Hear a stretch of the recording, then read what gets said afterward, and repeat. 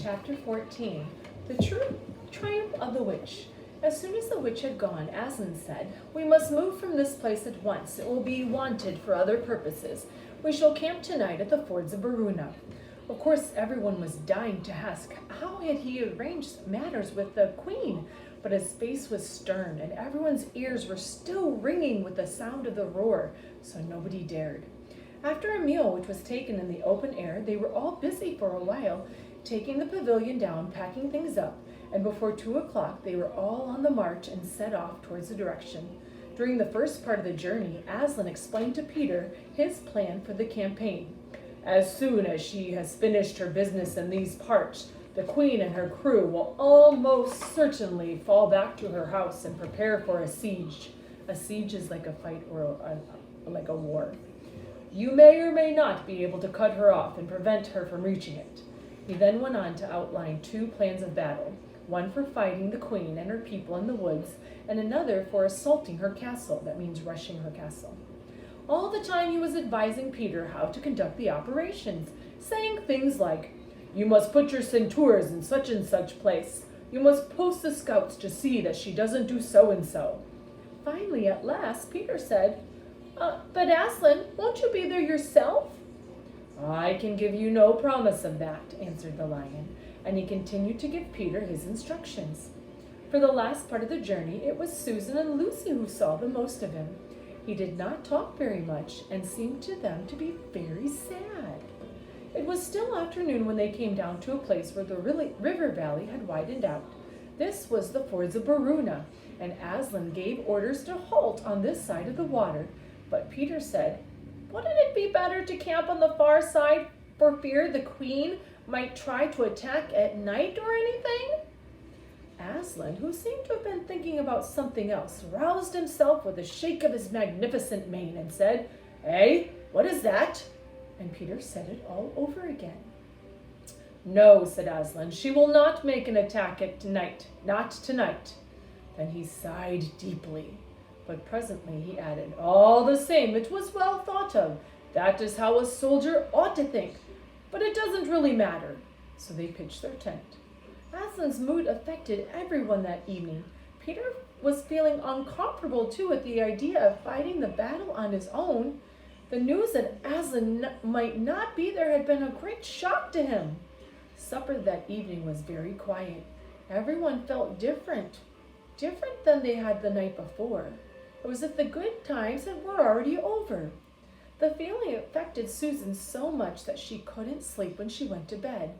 After she counted sheep and turned over and over, she heard Lucy give a long sigh and turned over and said, "Can't you sleep either?" "No," said Lucy, "I thought you were asleep." "Susan!" "What?" said Susan. "I have a most horrible feeling as if something bad is going to happen." "So have I," said Susan. "Something's going to happen to Aslan," said Lucy. "Either the most dreadful thing is going to happen or something dreadful that he's going to do." "There's been something wrong with him all afternoon," said Susan. "Lucy, what was it that he said about not being with him at the battle? You don't think he's going to steal away and leave us tonight, do you?" "Where is he now?" said Lucy. "Is he here?" "I don't think so," said Susan. "Susan, let's go find him and look around. We might see him." "All right," said Susan. "Let's do it." And they both got up very quietly and crept out of the tent. The moonlight was bright and everything was quite still. Suddenly, Susan caught Lucy's arm. "Look!" On the far side of the campground where the trees began, they saw a lion slowly walking away from them, and without a word, they both followed him. He led them up the steep slope out of the river. On and on he led them into dark valleys, dark shadows, getting their feet wet. He looked different from the Aslan they knew. His tail and his head hung very low, and he walked slowly, as if he were very, very tired. And then, when they were crossing the open place where there were no shadows, he stopped, and he looked around, and it was no good trying to run, and so they came towards him. When they were closer, he said, "Oh, children, children, why are you following me?" "We couldn't sleep," said Lucy. Please may we come with you where you're going," said Susan. Well, said Aslan, and he seemed to be thinking. And then he said, I should be glad for company. Yes, you may come, if you will promise to stop when I tell you, and after I say leave me, that you will go. Oh, thank you, we will, said the two girls. Forward they went on again, one girl on each side.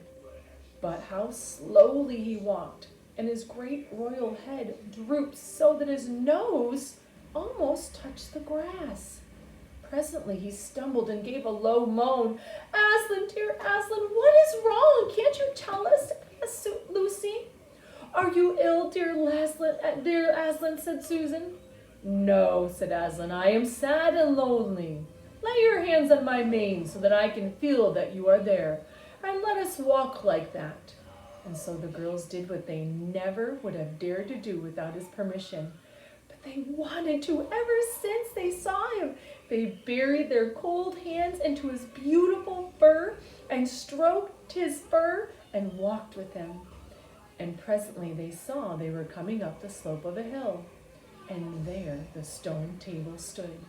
They went up the side where the trees came, and when they got to the tree, Aslan stopped and said, Oh, children, here you must stop. Whatever happens, do not let yourselves be seen. Farewell.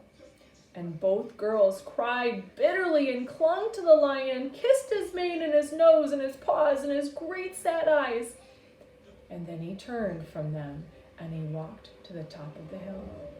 And Lucy and Susan crouched in the bushes looking after him, and this is what they saw. A great crowd of people were standing all around the stone table. I wonder what's going to happen. Do you know? You'll have to wait till next time.